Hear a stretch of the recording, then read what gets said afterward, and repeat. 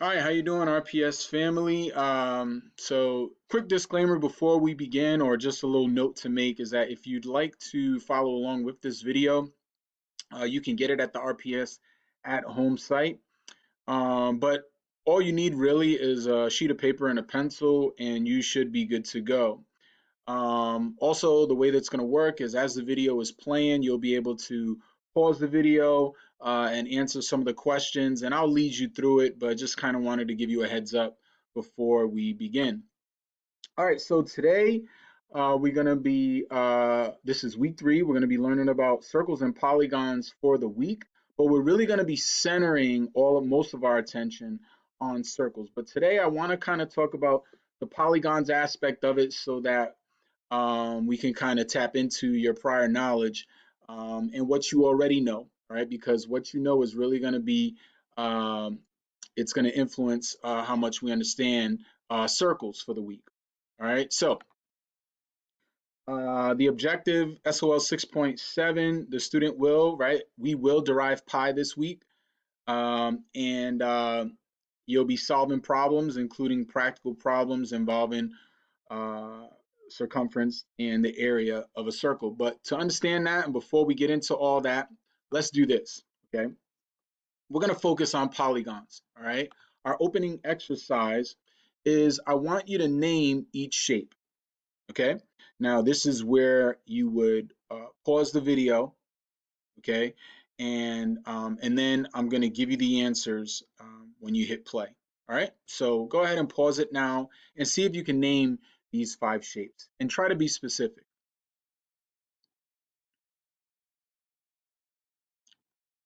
All right, so you've written them down, and let's see if you got them right. So the first guy is a right triangle, all right? So it's not just any old triangle, but it's a right triangle because of that thing right there indicating that it has a 90-degree angle, all right? And that's going to be important, all right, that you understand that, all right? 90-degree angle or right angle. Once you have a right angle, it's a right triangle, okay? All right, the next guy is a parallelogram. The next guy is an equilateral triangle. The next guy is a rectangle, okay? And our last guy is an isosceles trapezoid, okay? Now, all of these shapes have characteristics, all right, and different properties that make them unique, right? And so let's get a little further into it, and let's begin our discussion here. All right, so I want to just focus on area and perimeter for today, okay? So if I were to ask you, what is the area of this shape? What would you say, right? Well, you would probably be thinking, well, it doesn't have any dimensions, so I can't really tell you what the area is, okay? What if I were to show you this, okay? Well, that would be a little different because now you can actually figure out what the area is, right? Because it does have dimensions, right? So let's define what the area of the square is, right? We know it's a square because it has all equal sides, but area is the amount of space inside a flat two-dimensional surface, okay? So if I were to ask you what is the area of the square, you would say, well, the area inside of here, well, we can kind of count off what we got going in here, right? We can say, well, this is 1 and 2, and we can count off all of these spaces, and eventually we'll see that there are 16 boxes in here, all right? But there is an easier way to do this, right? If you know the dimensions of it, right? You know that it has a base of 4, right? And it has a height of 4. Well, we can just multiply the base times the height, if you want to call it length times width, if you want to call it just the sides, however you want to look at it. But if we multiply 4 times the 4, we will get 16, right? So you can count all of that space inside, right? Or you could just multiply those two dimensions, all right? So let's take this a step further here, all right? So that is our square, right? Another thing that's going to be important for the entire objective really is if I would ask you, well, what is the area of this triangle, right? Well, here we wouldn't be able to count, all right, all of the squares inside per se, but we can kind of do it if I were to count off here. I could say, all right, well, this is 1, right? Here's 2, here's 3, 4, 5, and here's 6, right? And then what you notice is you kind of have like these half ones here, right? We got these two together here. You can count them as 1. Those two halves make 1, right? So you could say that's 7 square units. And if I put these two together, well, that's 8 square units. So by breaking it in half, right, we can see that the area was half. In other words, the area is equal to 1/2 the base times the height. All right, and that's true for any rectangle. I'm sorry, triangle, excuse me. Okay, now, so we understand that now. We know the area of a triangle, right? And the area is basically the space inside, right? Another thing that we're going to have to talk about today is perimeter for the week, really. All right. Well, what is the perimeter of the square? Well, the perimeter is the distance around the two-dimensional shape. In this case, we know, all right, that it has 1, 2, 3, 4. It's 4 units long here, right? It is another 4 units here. 1, 2, 3, 4. Another 4 units, 1, 2, 3, 4, and then another 4 units, 1, 2, 3, 4. So if we count it all up, here we got 4, 8, 12, and 16. So the perimeter is 16. I'm going to just say P for perimeter, okay? The distance around a shape. All right, so this is very, very important that we understand these two things in order to really get into our topic of discussion for the week involving circles, right? Now, the perimeter of the triangle, same thing, right? Now this, it's a little different because we're given the length, it's 6 units this way, right? But then we got 7, 8, 9, 10, right? And then counting up from there, 11, 12, 13, 14 units, because we know that this right here is 4 units, and we know that is 4 units. If we add it all up together, 6 plus 4 plus 4, we understand that the perimeter is 14. So the distance around a two-dimensional shape is the perimeter, okay? Now, that's that, okay? Now, real quickly, I want to make sure we understand something before I get you to do some of your own independent practice. Okay, so what I'm going to do is I'm going to show you on my whiteboard some misconceptions that typically happen. All right, so if you look at the board here, all right, and you see that, well, in this case here, if I were to try and figure out what is the base and height of this, all right? Sometimes what happens is when people count distances, what they'll do is they'll start, let's say we start from here in that corner right there. And what people will do, right, I've been doing this for a little while. I've seen this a lot of times. Don't do this, okay? You start from here and then you go 1, 2, right? That's not what you do, okay? Again, A common mistake that people make is they start, they'll put their pencil there and they'll count from here and they'll go, all right, starting to count, this is 1, 2, 3, 4, and that's wrong. Okay, this is a 0 point, right? That's where you begin your counting. All right, so the base of this rectangle, when we start here, it's 1, 2, 3, 4, 5, 6 units. That's your base. And then the height is starting from here again, and we count up. This is our 0, and we count up. 1, 2, 3, 4. So our base is 6 units, and our height is 4 units. Okay? So if I were to find the area, right, we said that it is the base times the height. Okay? In other words, it is 6 times 4,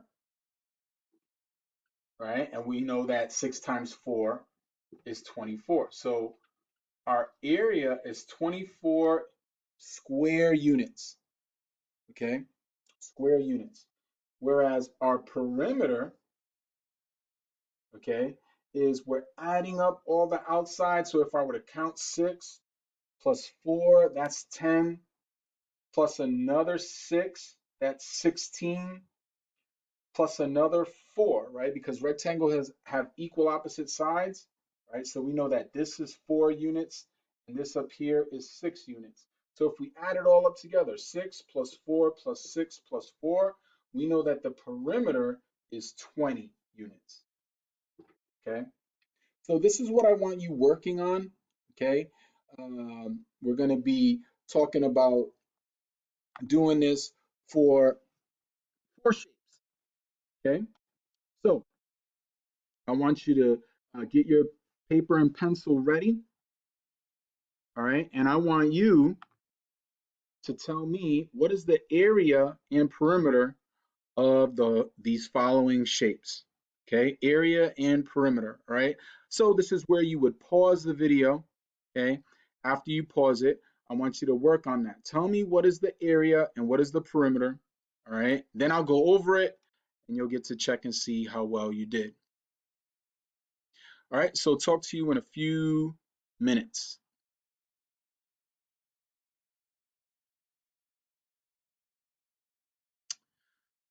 All right, so I'm assuming now you've pressed play and now you're checking your work to see what the area and the perimeter was for each of these shapes. Okay, so um, what I'm going to do is go ahead and screenshot this so I can go ahead and write on it.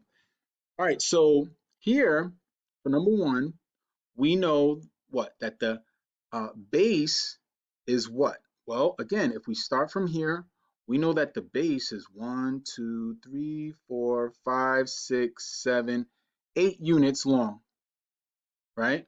So the base is 8 units. What is the height? The height is 1, 2, 3 units, okay? So we know that the height is 3 units. And we said that the area is base times the height. Again, you could say length times width, right? But the area is equal to 8 times 3. And 8 times 3 is 24. Now, the perimeter, okay? Well, the perimeter, again, is we got to add up all of the outside, right? So we got 8 plus 3 plus 8 plus 3. And if you add those up together, 8 plus 3 is 11, right? I'm going to do a different color here so we can distinguish. Plus another 8, plus another 3. So the perimeter here is 22. All right, and let's not forget our units because that's very important. So the area is 24 square units, and the perimeter was 22 units. Okay. What about the area of the next guy? So the area of the next guy, right, is again the base times the height, but it's a triangle. So whatever that base times height is, we got to divide it by 2. All right. So, right, we count our base. It's 1, 2, 3, 4, 5, 6, 7, 8 units, and our height is 1, 2, 3 units. All right, so we have a base of 8 and a height of 3. Well, we know what 8 times 3 is, right? It has the same base and height of the number 1, all right? But now what we're doing is we're saying, all right, well, this is base times height divided by 2. The area is equal to basically 24 again, but this is divided by 2. So the area is 12 square units, okay? Units squared. Oof, it's a little rough there, but it's 12 square units. Whereas the perimeter is we add up all the outside, 8 plus 5 plus 5, right? Well, we know 5 plus 5 is 10, and we add another 8 here, so our perimeter is 18 units. So the area was 12 square units, and the perimeter was 18 units, not square units, just units, okay? All right, so our next guy, right? We've got a rectangle again, and here, right? The base is 1, 2, 3, 4, 5, 6, 7, 8, 9, 10 units. Okay, so the base is 10, and the height is simply 2, 1, 2, right? So the area is base times height, 10 times 2, and 10 times 2 is 20, and again, it's square units, all right? And our last guy, the perimeter, let me give myself some room for the last guy. So this was 20 square units, okay, for the area. Now, what about the perimeter, right? Well, we know this is 10 and 2, and then another 10 and another 2, right? So we know 10 and 10 make 20, and 2 and 2 make 4. So the perimeter is 24 units. All right, and then last but not least, number 4. See if I can get another color here. So we have a base of 1, 2, 3, 4, 5. So the base is 5. And the height is 2, 1, 2. Right? So the area for this guy is not just base times height because it's a triangle, right? But it's the base times the height. And then we're dividing that by 2. Right? Well, 5 times 2, going from left to right, 5 times 2 is 10, and divided by 2, 10 divided by 2 is 5, right? So it's 5 square units, all right? So we're going to do a little erasing here, and we're going to say this is 5 square units, units to the second power. Whereas the perimeter is we just add up all the outside, which is 5 plus 5 plus 2. And if we add it all together, we got 12 units. All right, so hopefully you got all 4 of those correct because understanding area and perimeter is really going to be crucial, all right, in order for us to get into our discussion on circles. All right, so that right there, it ends our first lesson, our day 1 lesson, all right, and we'll continue with this on tomorrow, all right? So see you tomorrow, and thanks for joining. All right, talk to you later. Bye.